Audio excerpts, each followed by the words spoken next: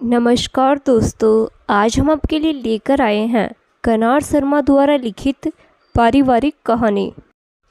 बहू, ये इतना सारा सामान किस लिए लाई हो? सिर्फ मायके जा रही हो, फिर इतने सारे शॉपिंग बैग क्यों? यही तो माँ जी, मायके जा रही हूँ। भाई बहन को बहुत आस रहती है बड़ी बहन से, इसीलिए छोटे के लिए जूते, छुटकी के लिए जीन्स टी शर्ट, माँ के लिए साड़ी, पापा के लिए शर्ट पैंट, कुछ उनकी पसंद के खाने पीने का सामान, और छुटकी कह रही थी उसे एक डिजाइनर पर्स चाहिए था, बस खरीद लिया। समीक्षा मुस्कुराते हुए बोली, वो सब तो ठीक है, इसको ये चाहिए था, उसको वो चाहिए था, लेकिन तुम्हें इतना खर्चा नहीं करना चाहिए था। अब तुम मायके जा रही हो, अच्छा लगता है क्या लड़कियों का अपने माँ बाप को यूँ सामान देना? हमारे यहाँ तो ऐसा कोई रिवाज नहीं, उल्टा मायके से कपड़ा गहना छोड़ो, आचार बड़ी पापड़ तक बांध कर लाते थे। आजकल कुछ नए चलन चल गए हैं, ये सब हमें समझ में नहीं आते।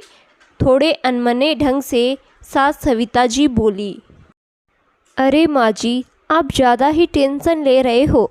मम्मी पापा इतना कुछ करते हैं मेरे लिए, थोड़ा मैंने अगर छोटे भाई बहनों के लिए कर दिया तो क्या हो गया? आखिर उन्हें भी आस रहती है, बड़ी दीदी आई है, कुछ लेकर ही आएगी। यूँ खाली हाथ जाना भी तो अच्छा नहीं लगता। हाँ हाँ, तो हम अपनी बहू को कब खाली हाथ भेजते हैं? किलो भर मेवा, मिष्टान, नमकीन हमेशा तुम्हारे साथ जाता है। अब इससे ज़्यादा और क्या चाहिए? खैर, अब इतना पैसे में आग लगा ही दिया है तो दे देना, मगर अगली बार से ज़रा कम खर्चा किया करो, बोलकर सास अपने कमरे में चली गई। लेकिन उनकी ऐसी जली कटी बात सुनकर समीक्षा का सारा उत्साह ठंडा पड़ गया। समीक्षा अवधेश की शादी को 5 साल हो आए। शादी के बाद से ही किसी न किसी रीति रिवाज के बहाने से सासू माँ उसे मायके जाने नहीं देती थी। उसके बाद जब से मुन्नी हुई है तब से तो एक ही बहाना है, हम मुन्नी के बिना रह नहीं सकते, और मुन्नी तुम्हारे बिना, इसीलिए मायके जाकर क्या करोगी? बहुत ज़रूरी हुआ तो सुबह गई और शाम को वापस ससुराल आना पड़ा, क्योंकि सास ने घर में हंगामा मचा दिया। ये बोल मुन्नी के बिना हमारा मन नहीं लगता, इसीलिए इस बार पूरे 1 साल बाद अपने मायके जा रही थी, तो सोचा सबके लिए कुछ उपहार ले चलूं, मगर सासू जी सामान देखते ही कुड़कुड़ा उठी। मुन्नी तो एक बहाना थी। सच बात तो समीक्षा को पता थी, अगर बहू घर से चली गई तो घर में काम कौन करेगा? वो उनके लिए सिर्फ एक फ्री की काम वाली, जिसको 4 दिन के लिए भी छुट्टी देना उन्हें ठीक नहीं लगता था। मायके जाने के लिए समीक्षा ने अपने पति से कितनी बार कहा, जब तक मैं मायके में वहाँ हूँ तब तक के लिए 5 दिन के लिए काम वाली लगा लिया करिए, ताकि माँ जी को परेशानी ना हो। यही बात जब अवधेश ने अपनी माँ से कही तो वे बोली, अरे बेटा, जब घर में बहू है तो हमें बाई को पैसा देने की ज़रूरत ही क्या है? और बहू, तुम क्यों ज़बरदस्ती मेरी बेटी का इतना खर्चा करने के सुझाव देती रहती हो? तुम्हें पता है इतने में तो घर में कितना फल मेवे आ जाएंगे। अवधेश भी माँ के आज्ञाकारी पुत्र थे। माँ ने कहा और वे आगे कुछ न बोल पाए। कुल मिलाकर बात वहीं की वहीं रह गई। चाहे कुछ हो जाए, बहू को मायके जाने नहीं देंगे। मगर इस बार समीक्षा ने ठान ली थी। छोटी मौसी की बेटी की शादी थी, घर में आखिरी शादी, उसे किसी भी हालात में अटेंड करनी थी।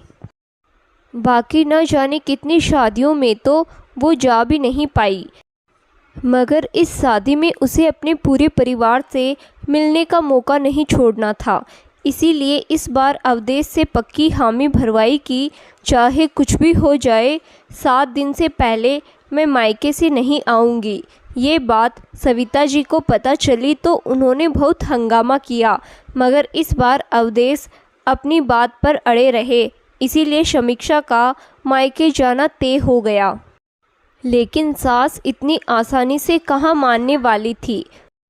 उसे सामान का नया मुद्दा मिल गया। शाम को जब ऑफिस से बेटा घर आया तो चिल्लाना शुरू कर दिया।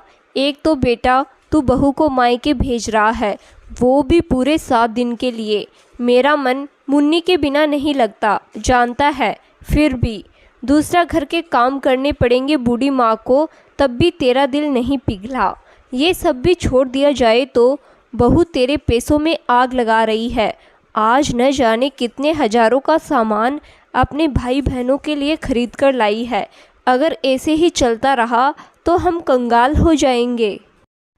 अरे माँ, इतने समय बाद जा रही है, मैंने ही पैसे दिए थे, अब वो जैसे चाहे खर्च करे, हमें क्या। आप आराम से चाय नाश्ता करो वरना आपका बीपी बढ़ जाएगा। अवधेश ने इशारा करते हुए बोला। हाँ हाँ, तुझे क्यों चिंता होगी, मैं माँ हूँ, मुझे तेरे एक एक पैसे की चिंता फिक्र है। बहू, पैसा मेरे बेटे का है, यूँ उड़ाने का तुम्हें कोई हक नहीं। इस बार तो तुमने अपने मन की कर लिया, अगली बार से अगर ऐसा करने का सोचा भी तो मुझसे बुरा कोई नहीं होगा। गुस्से में भुनभुनाते हुए सविता जी अपने कमरे में चली गई। इधर रसोई में समीक्षा के आंसू टपक रहे थे। पढ़ी लिखी MBA लड़की पिछले 5 साल से शुक्ला परिवार में झाड़ू पोछा बर्तन रोटी बना रही है।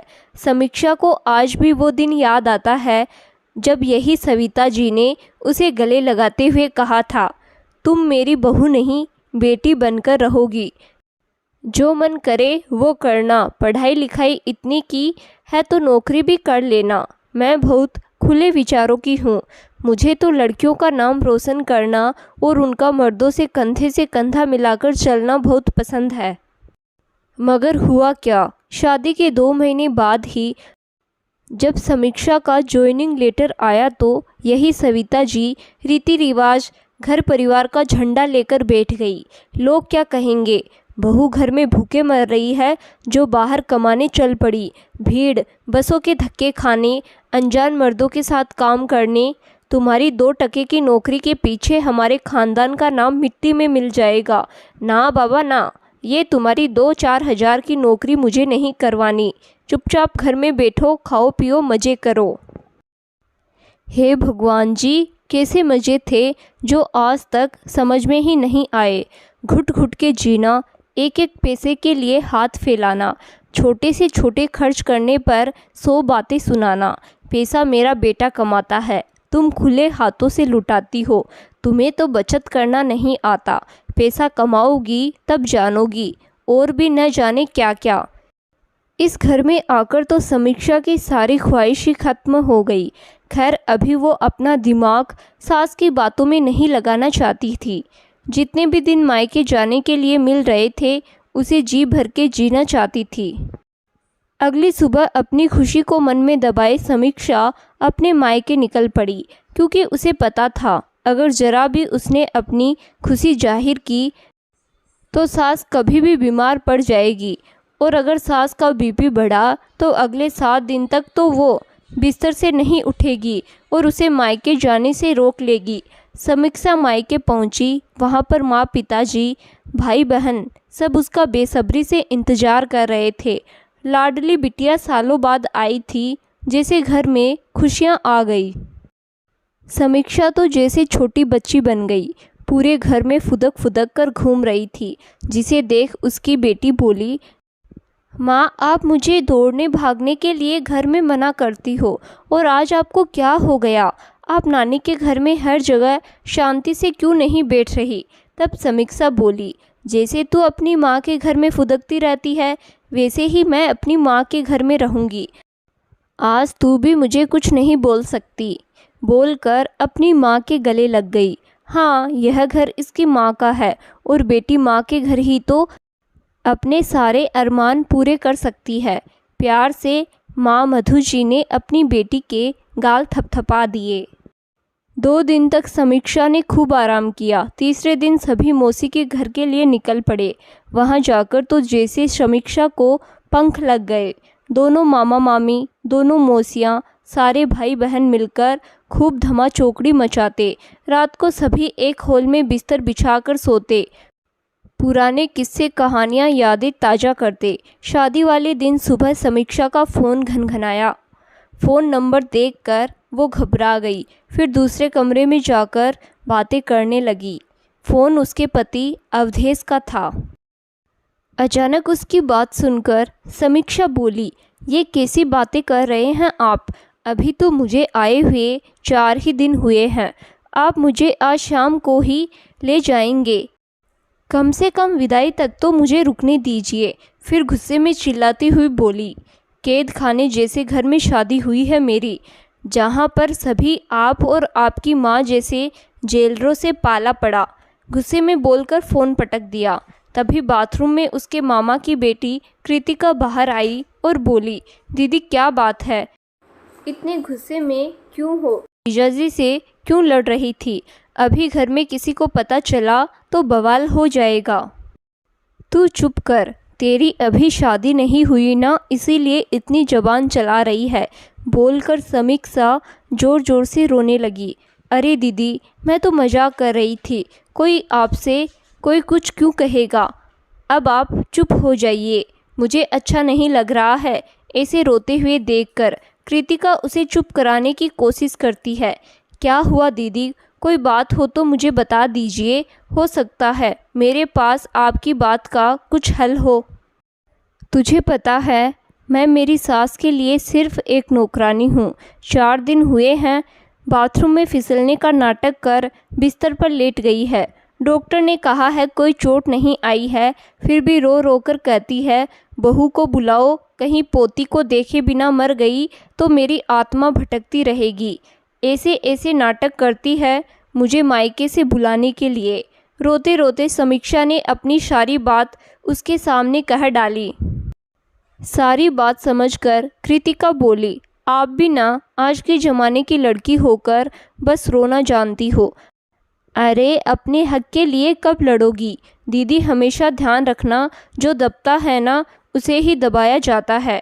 आप अपने लिए बोलना सीखो, फिर देखना सब आपको सुनेंगे। ये सब किताबी बातें हैं, असलियत में ऐसा कुछ भी नहीं होता। एक घरेलू औरत को हर कोई कीड़ा मकोड़ा समझता है, जब चाहे जैसे चाहे मसल कर रख देता है। ऐसा इसीलिए करते हैं क्योंकि आप उन्हें करने देती है। आप थोड़ा तो आवाज़ उठाइए, देखना बदलाव ज़रूर होगा। मैं कुछ नहीं कर सकती हूँ। जहाँ 4 पैसे भी भीख की तरह मिलते हैं, मुझे उस पर भी 100 सवाल किए जाते हैं कि वो कहाँ खर्च किए, कैसे खर्च किए। तंग आ गई हूँ मैं हाथ फैलाते फैलाते। तो अब हाथ फैलाना बंद कीजिए और अपने हाथ से छीनना सीखिए। मान लिया वो लोग बाहर काम नहीं करने दे रहे, घर में शुरू कर दीजिए। मुझे पूरा यकीन है एक दिन जीजा जी भी घर में आती हुई लक्ष्मी को ना नहीं बोल पाएंगे, लेकिन मैं कर ही क्या सकती हूँ। लो, इतना हुनर है आप में।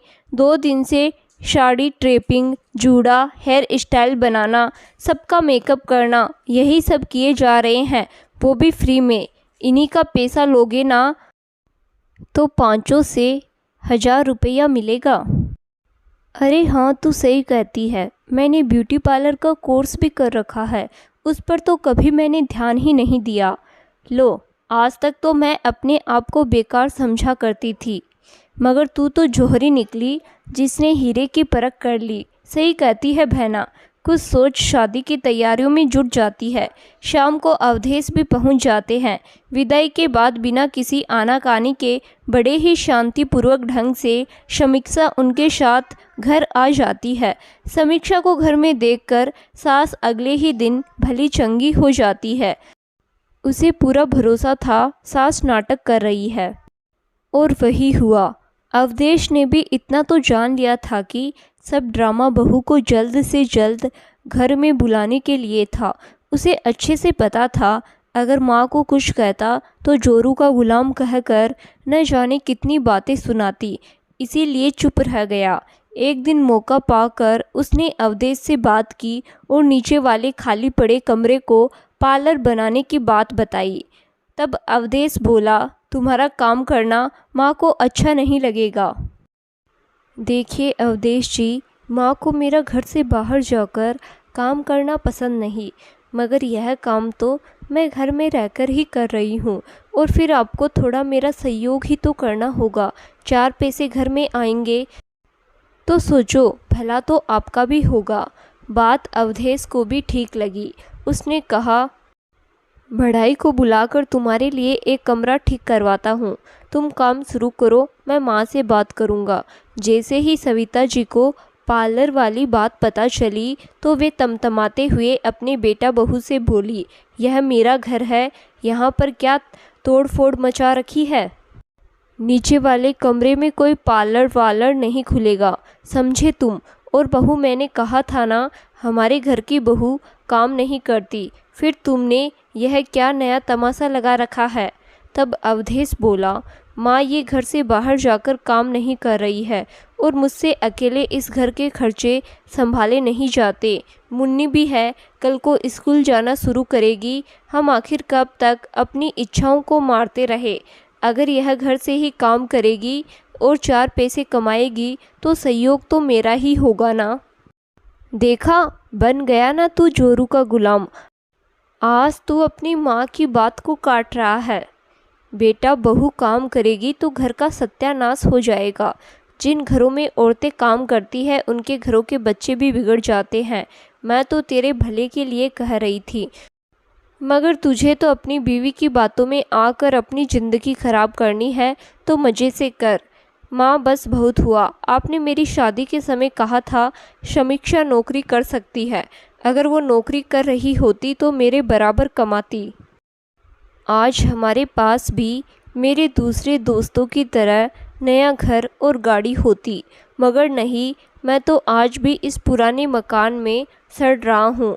अब तक सब कुछ आपके हिसाब से ही हुआ है, लेकिन अब थोड़ा बहुत बदलाव तो लाना ही होगा, वरना जीवन भर पैसों की किचकिच बनी रहेगी। बेटी की बात सुन सविता जी सख्ते में आ गई। उन्हें समझ आ गया था कि बेटा अब उनकी एक भी बात नहीं मानेगा, इसीलिए चुपचाप मुंह टेढ़ा करके अपने कमरे की ओर चली गई। अपने पति का साथ पाकर समीक्षा ने अपना पार्लर शुरू किया। धीरे धीरे आस पड़ोस की महिलाएं उसका काम परखने आने लगी, मगर यह क्या, भाभी समीक्षा ने पार्लर शुरू किया है, यह सुन उसकी ननद कभी भी पार्लर में आ धमकती और अपना काम निकलवाती। खास ननद का तो ठीक है, मौसी और मामी सास की बेटियां भी समीक्षा के पार्लर में आकर मुफ्त में अपना काम करवाती है। 1-2 बार तो समीक्षा ने कुछ नहीं कहा, मगर उनका यूं बार बार आने से उसे नुकसान होने लगा। समीक्षा अपनी सास सविता जी से बोली, माँ जी, दीदी को बोलिए 1-2 बार तो फ्री में सर्विस मैंने दे दी, मगर अब आगे नहीं दे पाऊँगी, क्योंकि मेरी भी क्रीम पाउडर का खर्चा होता है। अगर यूं ही मुफ्त में काम करती रही तो फ़ायदा तो छोड़िए, सिर्फ नुकसान ही होगा। देखो तो महारानी का, एक बार मेरी बेटी पार्लर में क्या आ गई, इससे खटकने लगी है। आने दे, अब अवधेश को तेरी अच्छे से खबर दिलवा दूंगी। अरे बहन, बेटियां तो घर में बरकत करती है, यही सोचकर मैंने विधि को यहाँ आने को कहा था, मगर तुझे तो मेरी बेटी बुरी लग रही है। अब वो दिन दूर नहीं जब तुझे तेरी सास इस घर में बोझ लगने लगेगी। माँ जी, मैं आपको अपनी परेशानी बता रही हूँ और आप मुझ पर कितने गलत इल्ज़ाम लगा रही है। मैंने ऐसा कुछ भी नहीं कहा। अब आप ही बताइए, घोड़ा घास से दोस्ती करेगा तो खाएगा क्या? इतने में अवधेश आ जाता है। उसे देखते ही सविता जी मगरमच्छ के आंसू बहाते हुए बोली, देख लिया तेरी बीवी से काम करवाने का नतीजा। एक बार मेरी बेटी क्या आ गई इसके पार्लर में, मुझे 4 बातें सुना रही है। कहती है मुफ्त में काम करवा कर जा रही है, मुझे नुकसान होगा। तेरी बहन अगर एक आध बार आ गई तो क्या हर्ज है? वैसे भी इस गरीब घर की लड़की ने आज तक मेरी बेटी को दिया ही क्या है। आज जरा सा काम क्या कर दिया तो ये महारानी मुझे 4 बातें सुना रही है। माँ, बहुत हुआ, आप भी न छोटी छोटी बातों का बतंगड़ बना देती हो। समीक्षा ने मुझे भी बताया है, दीदी कोई एक बार नहीं आई है, वो तो हर दूसरे दिन अपनी सहेलियों को लेकर यहाँ चली आती है और फ्री फोकट में पार्लर की सर्विस उन्हें दिलवाती है। अगर विधि उनसे समीक्षा की मेहनत का पैसा दिलवाती तो कोई और बात होती। मगर वो तो अपने साथ साथ 4 लोगों का काम भी फ्री में करवा रही है। अब आप ही बताइए, पार्लर में आया सामान, क्रीम, पाउडर, शैम्पू, क्या सब कुछ फ्री में आता है? नए काम को शुरू करने में हमें अपनी पूंजी लगानी पड़ती है। कुछ नहीं तो कम से कम जो लगाया है उतना पैसा तो निकल आए, वरना हमें घाटे में इस पार्लर को बंद करना पड़ेगा। घाटे का नाम सुन सविता जी बहुत खुश हो गई। आखिर वो यही तो चाहती थी, अपनी बेटी और रिश्तेदारों को जानबूझकर पार्लर में फ्री में काम करवाने के लिए भेजती थी, ताकि समीक्षा का नुकसान हो जाए और वो पार्लर बंद कर घर में बैठ जाए। अरे बेटा, मैं तो पहले ही कहती थी, बहू को कुछ अक्ल नहीं, उसे कुछ नहीं आता, तभी तो नौकरी नहीं करने दी मैंने। तेरी ही जिद पर यह पार्लर खोलकर बैठ गई है। देख ले तेरा कितना नुकसान हो रहा है। अगर मेरी बात मानी होती तो तेरा पैसा तेरे पास रहता। बहू को तो तेरे पैसे में आग लगानी है, सो वो लगा रही है। मैं तो कहती हूँ कल बंद कर तो आज ही बंद कर दे इस पार्लर को और चुपचाप से रसोई का रास्ता दिखा। माँ, तुम सही कहती हो, मुझे पार्लर बंद कर देना चाहिए। बेटे की बात सुनते ही सविता जी खुशी से फूली ना समाई और साथ में अपनी बीवी बच्चों को लेकर यहाँ से चले जाना चाहिए, क्योंकि आपको मेरी पत्नी न पहले पसंद थी ना अब। आप तो सिर्फ अपनी बेटी के साथ खुश रहती है। तो मैंने भी फैसला कर लिया है, अब से हम लोग यहाँ नहीं रहेंगे। यहाँ नहीं रहेंगे तो कहाँ रहेंगे? आखिर तू अपने घर को छोड़कर कहाँ जा सकता है? बाहर किराया देखा है, जितना कमाता है वही पूरा नहीं पड़ता। किराए भरने को पैसा कहाँ से देगा? सविता जी गुस्से में बोली। आपको क्या, मैं अपनी किडनी बेच दूंगा और अपने परिवार को पाल लूँगा, मगर अच्छा लगा जो आपने मेरी इतनी चिंता दिखाई। माँ, मैंने ऐसा मकान देखा है, उसमें नीचे दुकान भी है, जहाँ समीक्षा अपना पार्लर आराम से चला सकती है, और वो इस घर से इतना दूर कि कोई रिश्तेदार गलती से भी उसके पार्लर में नहीं आएगा। और सुनो माँ, यह जो आप कहती रहती है ना, बहू को तेरे पैसों में आग लगाने की आदत है। मेरी नौकरी चली गई, 2 महीनों से मेरी तनख्वाह नहीं मिली है, तब भी तुम्हारी फिजूल खर्ची बहू घर का खर्चा चला रही है। यहाँ तक कि उसने अपने बचत के पैसे भी मेरे हाथ में लाकर रख दिए, ताकि मैं नौकरी ढूंढने के लिए निश्चित होकर बाहर जा सकूं। और जब मैंने आपसे पैसे मांगे तो आपने क्या कहा? आपके पास एक फूटी कौड़ी नहीं है, जबकि आपके पास पिताजी की पेंशन आती है, जिसका एक कौड़ी भी आज तक आपने घर में नहीं लगाया। और महीने का खर्च जो मैं आपको आपके मन मुताबिक दिया करता था, वो सब कुछ था आपके पास, तब भी आपने मुसीबत के समय मुझे 4 पैसे निकाल कर ना दिए। यहाँ तक तो ठीक था, मगर आपने हमें परेशान करने में कोई कमी नहीं छोड़ी। समीक्षा का पार्लर बंद कराने के लिए नए नए पैंतरे आजमाए। यही नहीं, विधि को सोने की चेन भी उसके जन्मदिन पर उपहार में दे दी। अब आप ही बताइए, घर में इतनी तंगी थी और आप सोना बांटती फिर रही है। आपको अपने बेटा बहू के लिए 1 रुपया नहीं निकला जेब से, और बेटी दामाद को तोहफे पर तोहफे दिए जा रही हैं। यह भेदभाव नहीं तो और क्या है। इसीलिए मैंने फैसला कर लिया है कि आप खुश रहिए अपने बेटी दामाद के साथ। मैं अपनी बीवी बच्चों को लेकर इस घर से हमेशा के लिए जा रहा हूँ। बोलकर दोनों पति पत्नी अपना सामान बांधने लगे। ऐसा पहली बार हुआ था जो अवधेश ने अपनी माँ के खिलाफ बोला था, जिसे सुन सविता जी सकपकाते हुए बोली, अरे बेटा, ऐसा कुछ नहीं है। यह तेरी बीवी ने तेरे कान भरे हैं। वो तो विधि की चेन पुरानी हो गई थी, हम लोगों ने बस कुछ रुपया देकर दूसरी बनवाई। और फिर बेटा, तू अपनी माँ को अकेला छोड़कर चला जाएगा तो दुनिया क्या कहेगी? थोड़ी तो शर्म कर। माँ, तुम गलत हो और शर्म मुझे आनी चाहिए। ये कहाँ का न्याय है?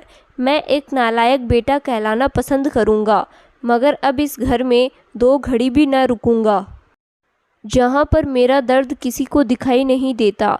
बस मैं एक पैसा कमाने की मशीन बनकर रह गया हूँ, जो पैसा लाएगा और घर खर्च चलाएगा, मगर जब मुझे ज़रूरत पड़ेगी तो मेरा कोई साथ नहीं देगा। अब तुम और तुम्हारी बेटी मिलकर इस घर में राज करो। मैं यहाँ से चला बोलकर अवधेश और समीक्षा अपना सामान बांधकर घर से निकल गए।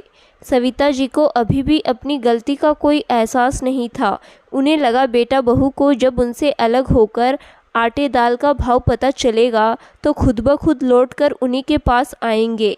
अहंकार इंसान को इस कदर अंधा कर देता है कि उसे सच सामने होकर भी दिखाई नहीं देता।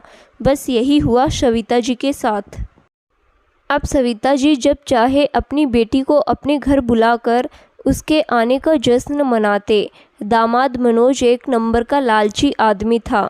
जब उसे पता चला साला अवधेश अब घर में नहीं रहता तो क्यों न इस बात का फ़ायदा उठाया जाए।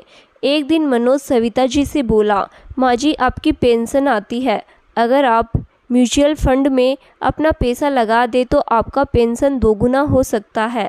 अरे नहीं दामाद जी, मुझ जैसी अनपढ़ औरत को कहाँ यह शेयर मार्केट समझ में आता है। मैं तो अपनी 10,000 की पेंशन में ही खुश हूँ। अरे उससे मेरा खर्चा पानी और आप लोगों की सेवा आराम से हो जाती है। आप समझ नहीं रही माँ जी, अगर यही 10,000 रुपया हर महीने 40,000 हो जाए तो आप अपने मन मुताबिक साड़ी सोना घूमना फिरना कितने आराम से कर सकती है। अभी तो सिर्फ दाल रोटी का खर्चा ही चलता है, कल को बुढ़ापे में दवाइयाँ मेडिकल का खर्चा भी होगा। बस अब तो साले साहब भी नहीं है। अगर आप अपना बुढ़ापा अभी से प्लान कर लेंगी तो आपको दुख बीमारी में ज़रा भी परेशान नहीं होना पड़ेगा। सबसे बढ़िया अस्पताल में आपका इलाज चलेगा। यहाँ तक कि आप अपने लिए नर्स भी रख सकती है। वैसे हम तो हैं यहाँ आपकी सेवा पानी करने के लिए। क्यों विधि, सही कहा ना मैंने? हाँ हाँ माँ, दामाद बाबू बिल्कुल सही कहते हैं। उन्होंने तो मम्मी पापा जी के लिए भी कई स्कीम और प्लान कर रखे हैं। बहुत फ़ायदा होता है, कभी कभी तो लाखों का भी। अपने पति की तरफ इशारा करते हुए विधि बोली। सविता जी को ठगने की साजिश बेटी दामाद मिलकर कर रहे थे। सविता जी बेटी दामाद के मोह में अंधी थी तो बिना सोचे समझे अपने दामाद को हाँ बोल दिया। अब मनोज सविता जी के सारे पैसे की देखभाल करने लगा। सविता जी को बताता जाता, माँ जी एक अच्छी स्कीम आई है, अगर आप कहे तो आपका पैसा लगा दूं। और वो आशीर्वाद देते हुए अपने दामाद को हाँ बोल देती। एक दिन अचानक मनोज घर पर 4-5 लड़कों को लेकर आया, जिसे देखकर सविता जी बोली, दामाद बाबू ये लोग यहाँ क्यों आए हैं? अरे माँ जी, इतना बड़ा मकान खाली पड़ा है, क्यों ना इसे किराए पर चढ़ा दिया जाए। ये लड़के कॉलेज में पढ़ते हैं, हॉस्टल में जगह नहीं मिली तो भटक रहे थे। मैंने ही यह उपाय बताया है। ये लोग अच्छा किराया भी देंगे। अब से आपकी 5 अंगुलियां घी में और सर कढ़ाई में होगा। दामाद की बात सुन सविता जी फूली न समाई। वाह, इतना तो मेरा सगा बेटा मेरे बारे में नहीं सोचता जितना मेरा दामाद मेरे बारे में सोचता है। सच भगवान की बड़ी कृपा हुई जो आप जैसे दामाद मुझे बेटे के रूप में मिले, बोलकर उन्हें आशीर्वाद दिया। मगर सविता जी को नहीं पता था कि आगे क्या होने वाला है। धीरे धीरे घर की शांति भंग होने लगी। शुरू में तो सविता जी ने सोचा जब घर में लोग होंगे तो शांति कहाँ रहेगी। कॉलेज के जवान लड़के थे, कॉलेज से लौटकर आते तो खूब शोर मचाते, तेज आवाज़ में विदेशी गाने चलाते, अपने और दोस्तों को लाकर कमरे में पार्टी करते। घर में पिज़्ज़ा और जोमेटो वाले घर पर दिन रात घंटी बजाते रहते। मगर एक दिन तो हद ही हो गई। उनमें से किसी का जन्मदिन था तो 12 बजे के बाद भी शोर शराबा बंद ना हुआ तो सविता जी गुस्से में छत पर बने कमरे में पहुंची और दरवाज़ा खटखटाकर ज़ोर से बोली, तुम लोग बंद करो अपना ये तमाशा। घर है ये, कोई होटल नहीं जो तुम लोग ऐसे चिल्लाते रहोगे। अरे अब क्या हुआ अम्मा, केशव का जन्मदिन है तो थोड़ा सेलिब्रेट कर रहे थे, आप भी आ जाओ, थोड़ा नाचो गाओ। बुढ़ापे में आपके पास कोई नहीं है, हमारे साथ मज़े कर लो।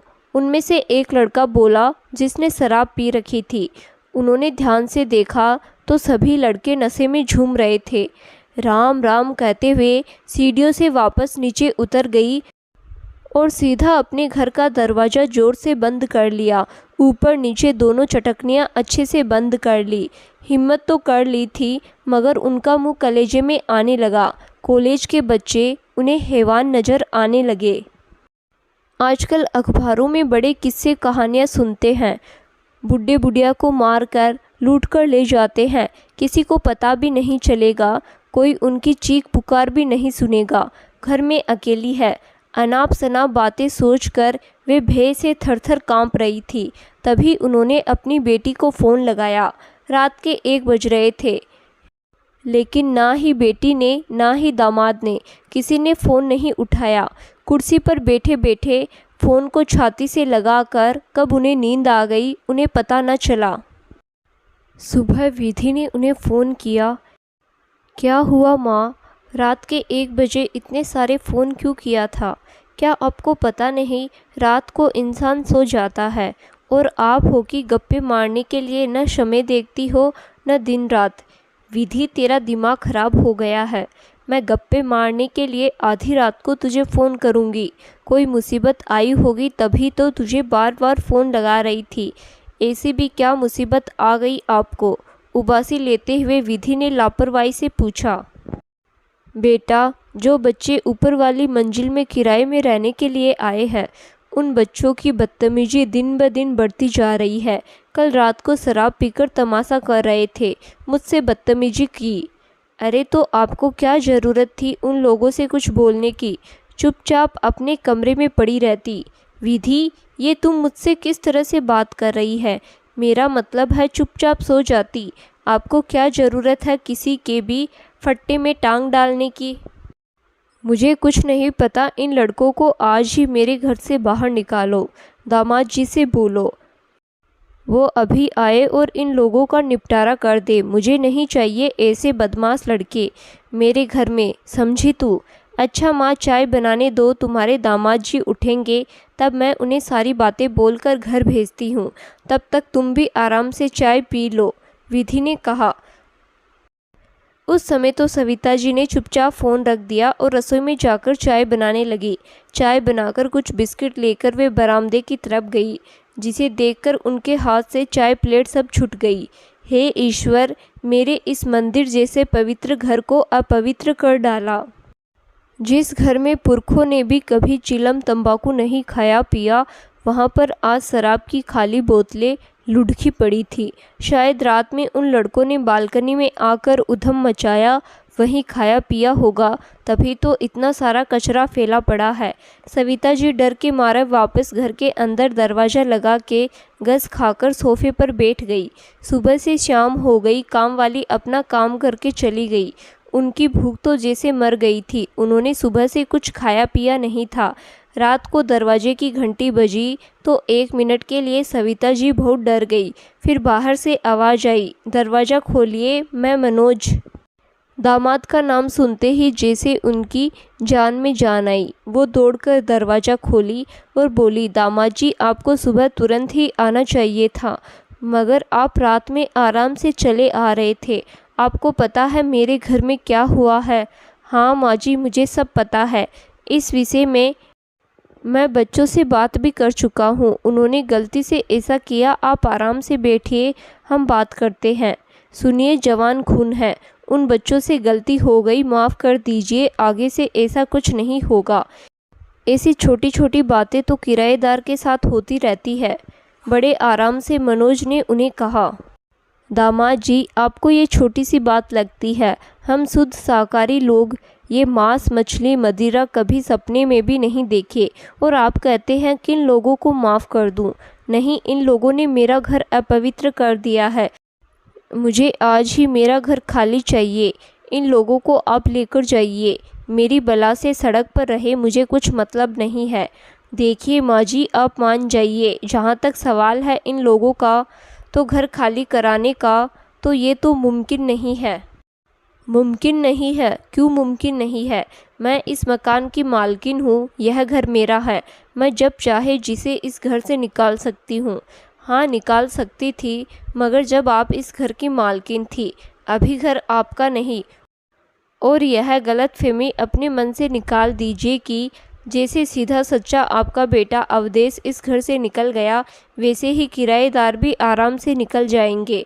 मैंने पैसे एडवांस में ले रखे हैं।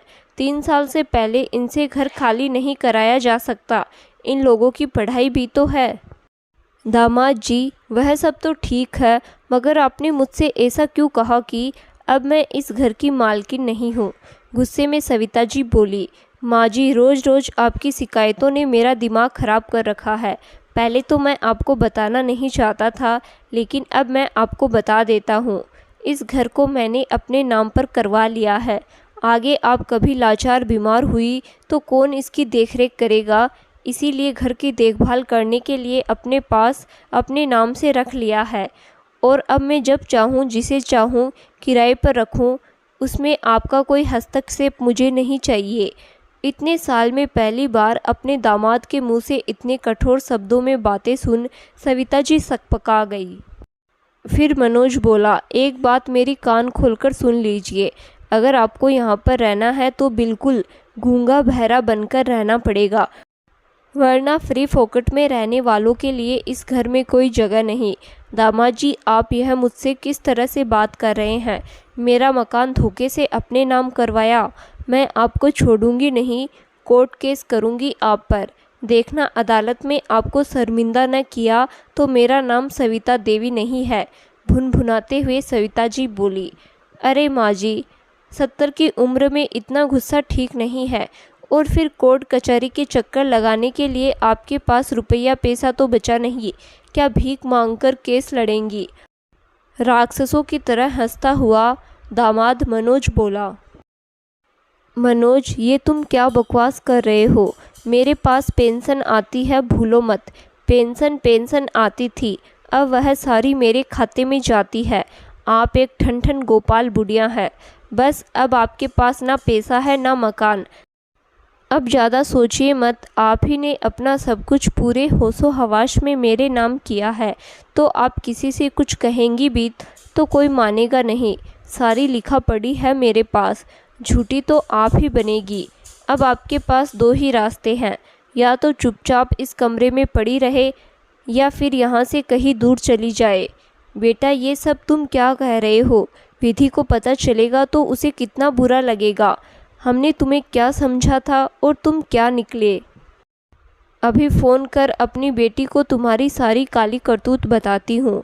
अब वही तुम्हें सही गलत में अंतर बताएगी। बोलकर सविता जी ने विधि को फ़ोन किया। फ़ोन उठाते ही सविता जी ने उसे एक एक बात स्पष्ट रूप से बता दी, जिसे सुनकर बेटी बोली, अरे माँ, अब इस बुढ़ापे में तुम्हें इतनी टेंशन लेने की ज़रूरत नहीं है। घर में रहने को मिल रहा है, यही बहुत है। और फिर रुपया पैसा छोड़ो, भगवान का भजन किया करो। अब इस उम्र में रुपया पैसा मकान जैसी चीज़ों में मोह मत लगाओ। वैसे भी ये सब बाद में आप मुझे ही देने वाली थी। अगर उससे पहले मैंने अपने नाम करवा लिया तो क्या गलत किया? आखिर मैं इस घर की बेटी हूँ, मेरा हक बनता है। और समझो मैंने अपना हक ले लिया। विधि, मुझे तुमसे ये उम्मीद नहीं थी कि तू एक दिन मेरे ही पीठ पर छुरा घोंप देगी। तुझे शर्म नहीं आई यह सब करते हुए? आखिर मैंने तुझे कमी क्या रखी? हमेशा तुझे बढ़ कर सामान रुपया पैसा दिया। सोने के जेवर कपड़ा क्या नहीं खरीदा तेरे लिए। यहाँ तक कि अपने पैसों से प्लाट भी दिलाया। मगर तेरा लालच तो ख़त्म होने का नाम ही नहीं लेता। अब तूने धोखे से अपनी बूढ़ी माँ की सारी जायदाद अपने नाम करवा ली। और तो और तूने पेंशन भी नहीं छोड़ी मेरे लिए। वह बोलती जा रही थी, मगर यह क्या, उधर से फ़ोन कब का कट गया था। सविता जी का तो जैसे दिमाग ही काम नहीं कर रहा था। बेटी दामाद ने मिलकर इतना बड़ा धोखा दिया। मेरे बंसी वाले, मुझे कौन सी भूल हो गई जो ये दिन मुझे देखना पड़ा। तब उन्हें रह रहकर पुराने दिन याद आने लगे कि कैसे उन्होंने अपने श्रवण कुमार जैसे बेटा बहू को खो दिया, कैसे चालाकियाँ खेलकर बहू को दिन रात परेशान किया। फिर भी समीक्षा बहू हर बात चुपचाप सहती, कभी उनसे उल्टा जवाब नहीं दिया। मगर उन्होंने क्या किया, हमेशा ही बहू बेटी में भेदभाव किया। बेटी को भर भर के पैसा दिया, वहीं बहू को एक एक पाई के लिए तड़पा दिया। वो तो इतने पर भी नहीं रुकी, बहू का पार्लर बंद करवाने में कोई कमी नहीं छोड़ी। बेटी के ही कहने पर बेटे की तंगहारी में भी उसकी मदद नहीं की और अपनी बेटी के लिए सोने की चेन बनवा दी। अपने खुशहाल परिवार को अपने ही हाथों से आग लगाई थी सविता जी ने। फिर भगवान उन्हें सुख शांति वाली जिंदगी कहाँ से देता, जिन्होंने खुद अपनी बेटी को छल कपट करना सिखाया था। अब उससे ईमानदारी की उम्मीद कैसे कर सकती थी। जो भी उन्होंने बेटी को सिखाया था वही तो लौटकर आया था उनके पास। बेईमानी, धोखा, जालबाजी बोलकर फूट फूट कर रोने लगी, मगर आज उनकी आवाज़ सुनने वाला कोई नहीं था। जैसी करनी वैसी भरनी अपने हाथ से अपने लिए कांटे बोए थे, उनकी चुभन तो होनी ही थी। तो दोस्तों, इस कहानी को लेकर आपकी क्या राय है, हमें कमेंट बॉक्स में ज़रूर बताइएगा। धन्यवाद।